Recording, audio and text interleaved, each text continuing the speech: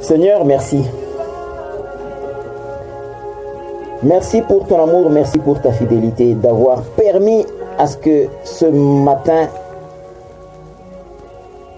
nous puissions nous lever et t'adresser quelques paroles d'humilité, parce que tu nous connais à fond, tu sais quand nous nous couchons, tu sais quand nous nous levons, de loin tu discernes toutes nos pensées, comme le confirme le psalmiste en psaume 139 au verset 2. C'est pourquoi, Père, ce matin nous voulons prier pour briser encore les liens de malédiction. C'est tellement capital, car ta parole est claire à ces sujets. Les liens de malédiction nous hypnotisent, comme nous l'avions constaté en Luc 13 au verset 10. Il y a eu une fille d'Abraham qui était liée par un démon pendant 18 années. Oui, pendant qu'on pouvait la regarder, on pouvait dire que c'était normal. Mais Jésus ayant aperçu cette femme, il avait compris et discerné directement qu'il était question d'un esprit diabolique qui l'avait rendu courbé. Au Père, par moments, nous pouvons considérer les situations que nous traversons étant normales, mais il y a un lien diabolique qui nous maintient à terre.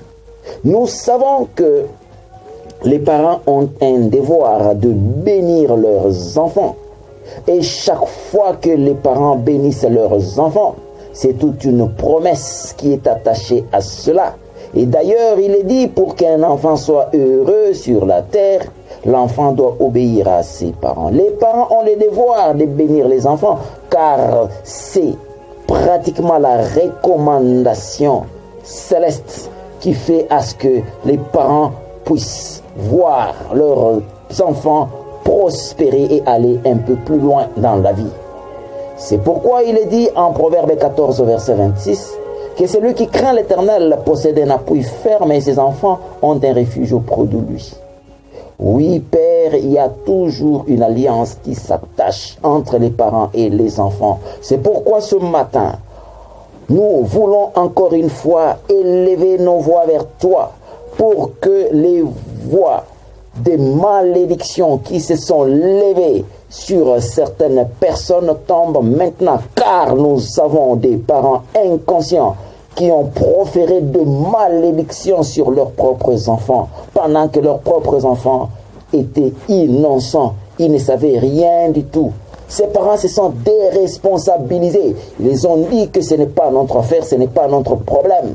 Ô Père, s'il te plaît, agis maintenant en faveur de ces personnes qui ont été maudites par leurs proches, qui ont été maudits par leurs parents. Père, s'il te plaît, ce n'était pas de leur faute qu'ils se retrouvent dans des familles comme ça. Brise, ô Père, maintenant ces liens de malédiction au nom de Jésus-Christ. Car il est dit à Matthieu 8 au verset 17 que Christ a pris nos infirmités, il a pris nos anomalies, il a pris nos défauts, il a pris toutes les malédictions, conscientes ou inconscientes. Ô Père, exprime-toi encore et encore. Nous savons que ces alliances pèsent. Si Jésus avait brisé cette malédiction, ces chaînes qui liaient cette femme pendant 18 années, Père, tu as la capacité, si la personne prend conscience qu'il y a une malédiction qui pèse, oh Père, certaines personnes se sont retrouvées dans des malédictions par alliance.